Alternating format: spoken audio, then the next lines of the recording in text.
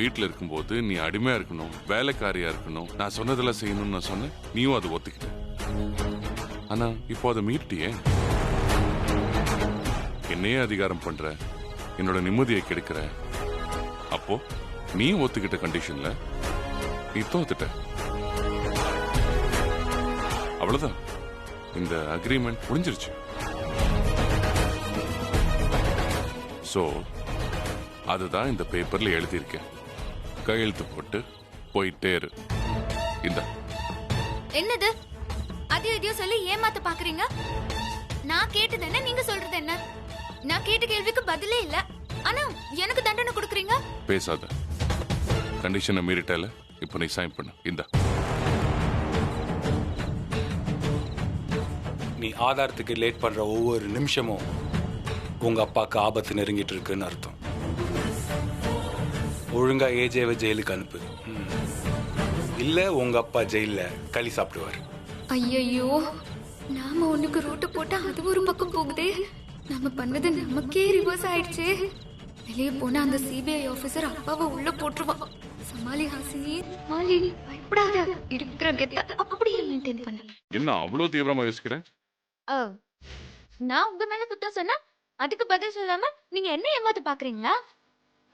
நான் கொடுத்த சாட்சி சரியில்லைன்னா இன்னும் நல்ல சாட்சி கொடுன்னு சொல்லுங்க, அதுக்கு வேணா ட்ரை பண்றேன். அதை விட்டுட்டு ஏன் மேல பழி போடுறீங்க? சரி சரி, நீங்க கையெழுத்து கேட்டதுக்கும் நான் கையெழுத்து கேட்டதுக்கும் சரியா போச்சு, விட்டுறலாம். பாய் முட, எவ்வளவு தைரியம் உனக்கு? இப்படியெல்லாம் பேசுற? என்ன ஏமாத்தி தாலி கட்டிக்கிட்ட நீ எல்லாம் பேசவே கூடாது. கல்யாணத்துக்கு அப்புறம் என் மேல கேஸ் போடுற வீராப்ப போயிட்டு காசப்பட்டு திரும்பி இந்த வீட்டுக்குள்ள வந்தவ தானே நீ? நீ எல்லாம் என்ன பார்த்து கேள்வி கேட்கறியா?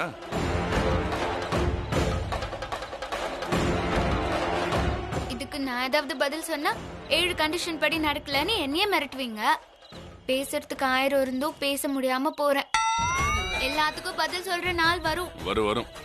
கிளம்பு, ஓடி போய். என்ன அவமானப்படுத்திட்டீங்க. நெக்ஸ்ட் உங்களை மீட் பண்றேன்.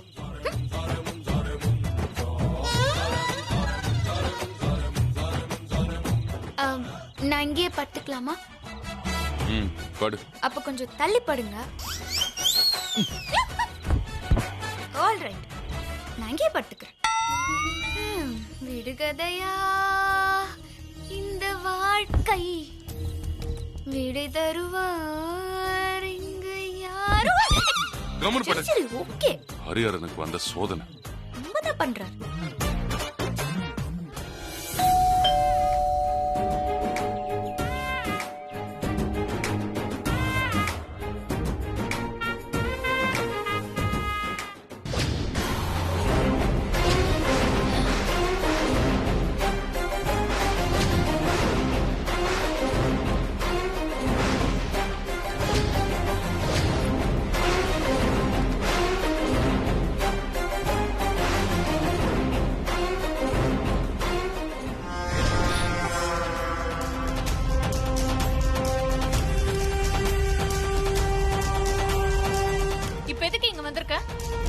ஏன் வரக்கூடாதா? மரியாதையே வெளியில போ. எங்க அப்பா அம்மா வர நேரம் இது. அப்போ வீட்ல யாரும் இல்ல? ஏன் நான் இருக்கிறது உன் கண்ணுக்கு தெரியலையா? தனியா இருக்க. நானும் தனியா தான் இருக்கேன். சேரலான்னு ஆசைப்பட்டு நம்ம 2 பேரையும் பிரிச்சு விட்டுட்டு உங்க அக்கா மட்டும் ஒரு பணக்காரனை கல்யாணம் பண்ணிட்டு ஜோடி சேர்ந்துட்டான். நாம 2 பேரும் இப்ப தனியா தானே இருக்கிறோம். என் அக்காவை பத்தி பேசுறதுக்கு உனக்கு எந்த தகுதியும் கிடையாது. ஓ, உங்க அக்கா மட்டும் என்ன பத்தி உங்ககிட்ட தப்பா பேசலாமா? உன்னை பத்தி தப்பா சொல்லல, சரியா தான் சொல்லியிருக்கா. என் அக்கா மட்டும் அன்னைக்கு உன் சுயரூபத்தை சொல்லலனா நான் இன்னும் உன்கிட்ட ஏமாந்துட்டு தான் இருந்திருப்பேன். அப்படி சொல்லி உங்க அக்கா உன்னை ஏமாத்திருக்காங்க. என் அக்கா யாரையும் ஏமாத்தினது இல்ல. உங்க அக்கா பண்ண கல்யாணம் ஏமாத்து வேலை இல்லையா? எங்க அக்காக்கு ஏமாத்தி கல்யாணம் பண்ண வேண்டிய அவசியம் இல்ல. அது பெரிய சதின்னு சொல்லியிருக்கா. அத பத்தி எனக்கு டாப் டு பாட்டம் நல்லாவே தெரியும்.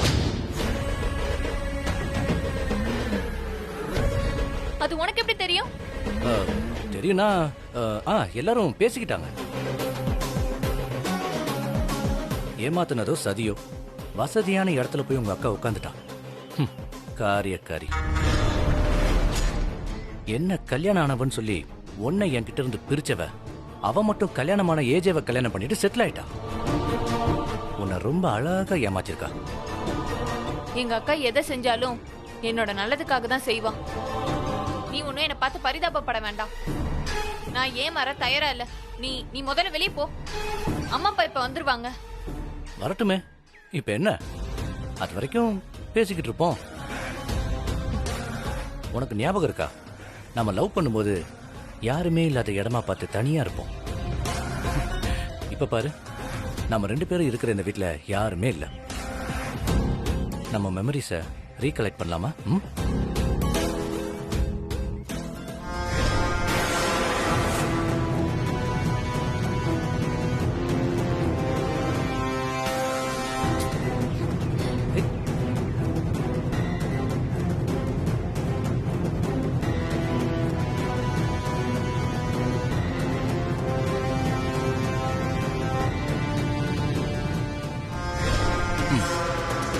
நம்ம 2 பேரும் நடக்கும்போது என் கையை இறுக்கமா பிடிச்சிட்டு வருவியே, உனக்கு ஞாபகம் இருக்கா?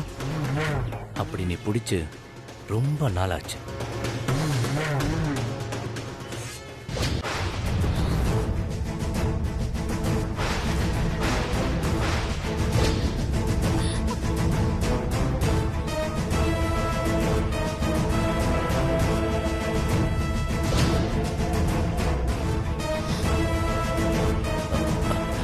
வாங்க ஆண்டி. ஆண்டியா?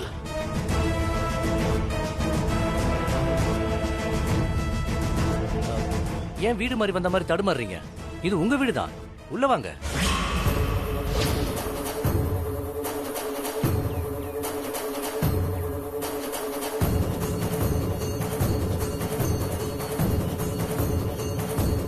யார் பண்ணி? நாங்க இல்லாத நேரத்துல என் பொண்ணுட்ட என்ன பேசிட்டு இருக்க?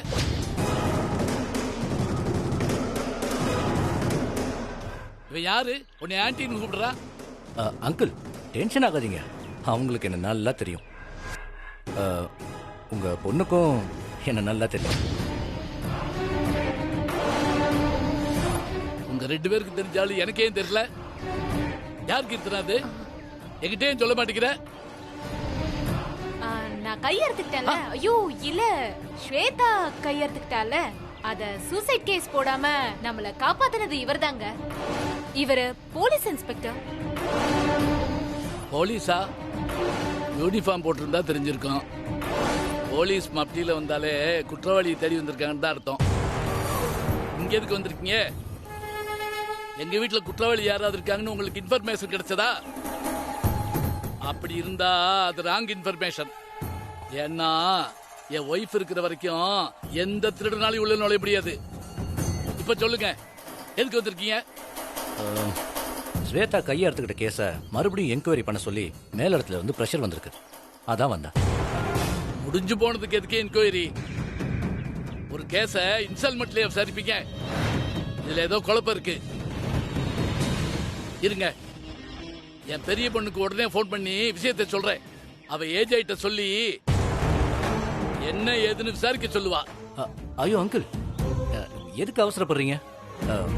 என்கொயரி பண்ண மட்டும்தான் என்கிட்ட சொன்னாங்க. ஆனா நான் விசாரணைலாம் பண்ண வரல. அது அப்பவே என்கொயரிலாம் தேவையில்லைன்னு சொல்லி மேலிடத்துல நான் சமாளிச்சிட்டேன். அது சொல்றதுக்காக தான் நான் இங்க வந்தேன். ஒன்றும் பிரச்சனை இல்லை, நான் பாத்துக்கிறேன் அங்கிள். உங்களுக்கு எந்த ப்ராப்ளமும் வராது. அதான் நான் இருக்கேன்ல. சரி வரேன் அங்கிள். இந்த பாருப்பா, என் பேரு அங்கிள் இல்ல, சக்கரவர்த்தி. சக்கரவர்த்தி கூப்பிடுங்க. சரி ஓகே சார், நான் கிளம்புறேன். வரேன் ஆண்டி.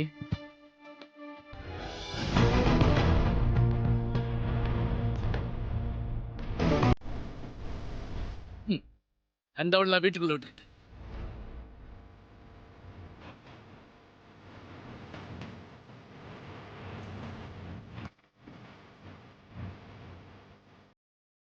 இந்த காஸ்டியூம் சூப்பரா இருக்கு உங்களுக்கு. அவ்வளவுதான். ஜெயமா, ஆப்பிள். என்ன ஆப்பிள்லாம் கேக்குறீங்க? எனக்கு இல்லம்மா, ஹாசினி பசிக்குதுன்னு சொன்னா அதான். இந்தா, சாப்பிடு, சீக்கிரம் சாப்பிடு. ம். சாப்பிடு. என்ன உனக்கும் வேணுமா? இந்தா. சரி, நீ சாப்பிடு.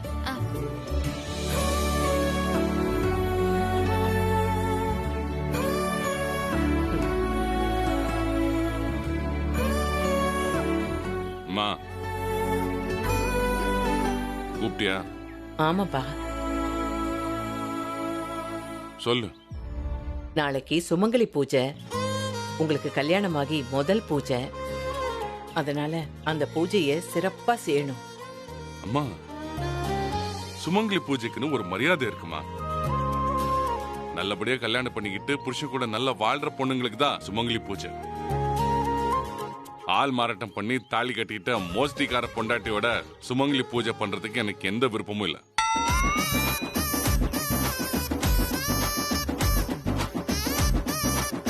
ஹலோ, பிளாக்மெயில் பண்ணி கல்யாணம் பண்ணிட்டு புருஷனோட பூஜையில கலந்துக்க எனக்கும் ஆசை இல்ல. அங்க இருந்துக்கோ, பக்கத்துல வராத. தள்ளி நில்லு, தள்ளி நில்லு. நான் எங்க உங்க பக்கத்துல வரேன்? நான் எதுக்கு தள்ளி நிக்கணும்? நீங்க தள்ளி போய்க்கோங்க. உங்க பக்கத்துல நிக்கிறதுக்கு எந்த பொண்ணுக்கும் ஆசை இருக்காது. அப்படி எனக்கும் ஒண்ணு ஆசை. அடடடடா, நிறுத்துப்பா. கொஞ்சம் விட்டா போதும். ச்சே, சின்ன குழந்தைங்க மாதிரி சண்டை போட்டுக்கிட்டே இருக்கீங்க. உங்க 2 பேருக்கும் நடுவுல எப்பவும் ஒரு ரெஃபரி இருந்துகிட்டே இருக்கணும் போல இருக்கு.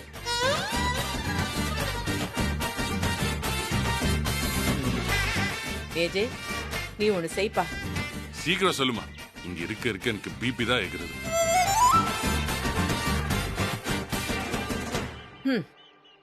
இது பாரு, நீ ஹாசினிய வெளியே கூட்டிட்டு போய் ஒரு புடவை வாங்கி கொடு. என்னது? நானா? சாரி. சரிதான், நான் தமிழ்ல புடவைன்னு சொன்னேன், நீ இங்கிலீஷ் சொல்ற. போய் வாங்கி கொடுப்பா. அது இல்லம்மா, நான் இவளுக்கு புடவையில எடுத்து தர முடியாது. கட்டுன பொண்டாட்டிக்கு புடவை எடுத்து கொடுக்காம வேற யாருக்கு கொடுக்க போற? அவளும் ஒரு பொண்ணு தானப்பா. அவளுக்கும் உன் கூட வெளியில வரணும்னு ஆசை இருக்கும்ல. கூட்டிட்டு போயேன். சான்ஸே இல்ல. இன்னும் தண்ணி எல்லாம் ஒண்ணு சேராது. அதுக்கு நீ ட்ரை பண்ணாத.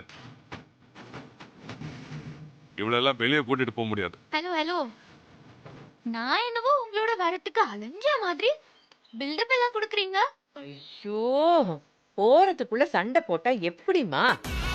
இந்த பாரு, என்னதான் சண்டை போட்டாலும் ஒன்னா போனீங்கன்னா எல்லாம் சரியாயிடும். போங்க. அதெல்லாம் முடியாதுமா. நான் வேணா ஒண்ணு பண்றேன். வரும்போது ஒரு புடவை வாங்கி உனக்கு கொடுத்துடுறேன். அதை வேணா இவளை வச்சுக்க சொல்லு. அது எப்படி ஏஜே? அவ இல்லாம அவளுக்கு பிடிச்ச புடவையே நீ எப்படி எடுப்ப? அவளும் வந்தா அவளுக்கு பிடிச்சத பார்த்து எடுப்பால்ல. சும்மா இருமா, அதெல்லாம் முடியாது. நீ வேணா என் கூட வா. அவளுக்கு ஒரு புடவையை நீயே செலக்ட் பண்ணு. நீயே அவளுக்கு கொடுத்துரு. இவளெல்லாம் என் கார்ல ஏத்த முடியாது. நான் ஒன்னும் உங்க கார்ல வர தாவம் இருக்கல. ஊர்ல இல்லாத கார். பெட்ரோல் போட்டா எந்த வண்டியும் ஓடதா செய்யும். ஓட்ட வண்டியும் பில்டப் பண்ணணும். சரியான காம்பினேஷன்.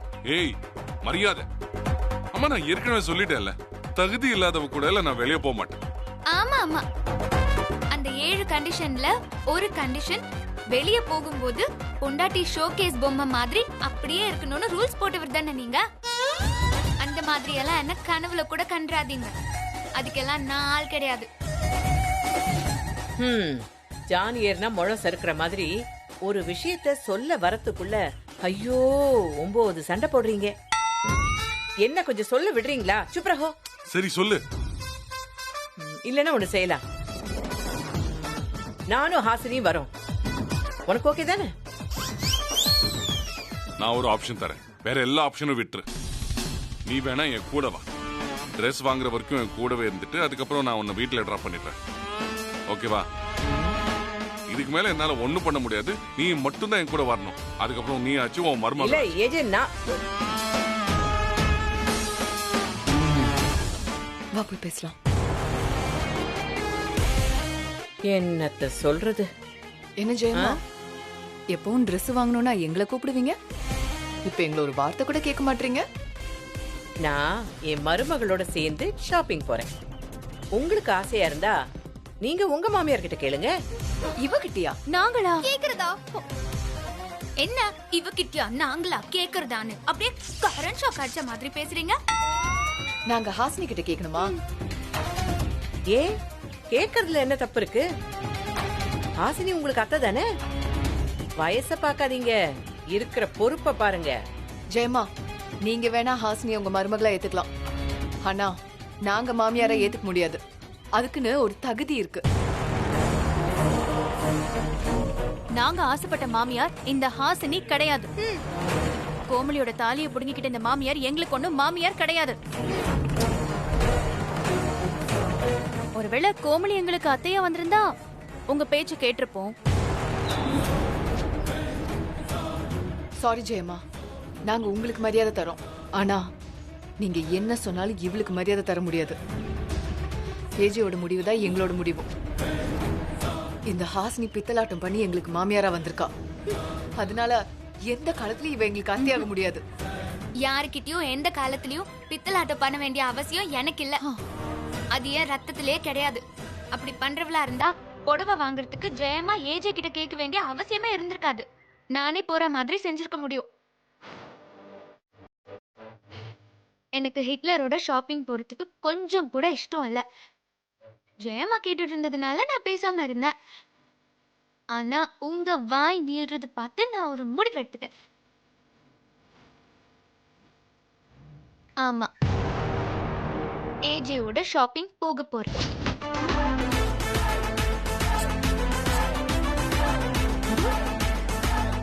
உங்களை கடுப்பேத்துறதுக்காகவே நான் ஷாப்பிங் போறேன். அட்ரஸ் அக்கேனா, இதுதான் அத்தைங்கிற கெத்து. என்னோட மருமகளுக்கு பல பாடங்கள் எடுக்க வேண்டியதா இருக்கு. சப நாகரிகம் தெரியாம வாய்க்கு வந்தது எல்லாம் உளறாங்க. கொஞ்சம் கோச்சிங் கிளாஸ் எடுத்தாதான் புத்தி வரும். ஏய் மாயா, அக்கா, சும்மா இருந்தவள தூண்டி விட்டுட்டீங்கல்ல, தேங்க்யூ. கூல் கூல் கூல், போதும். இப்போ நீ ஷாப்பிங் போறது கன்ஃபார்மா? ஏஜே கூட போறது கன்ஃபார்மா? கன்ஃபார்மா? அப்போ வா போலாம். அக்கா வாங்க போய் பார்க்கலாம். சரியா?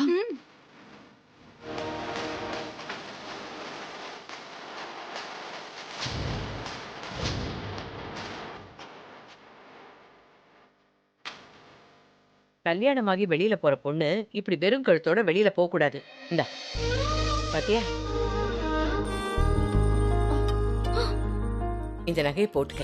ஐயோ ஜெயமா, இதெல்லாம் எதுக்கு? எல்லாம் உனக்கு சொந்தமான நகை தான், போட்டுக்க. இப்ப வேணாம், போய் நல்லா ட்ரெஸ் பண்ணிட்டு இந்த நகையெல்லாம் போட்டுக்க. உன்னோட நகை.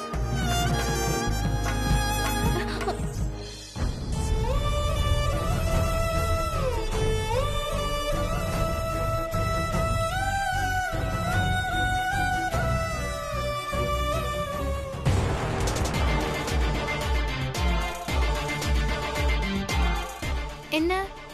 ஏய், எங்க வீட்டுக்குள்ள எங்களை மீறி உள்ள வந்துட்டு எங்களையும் அதிகாரம் பண்ண பாக்குறியா? நீங்க தானேமா தமிழ்நாட்டிலேயே முதல் முறையா மருமகள்கள் எல்லாம் சேர்ந்து மாமனாருக்கு கல்யாணம் பண்ணி வைக்க பாத்தீங்க.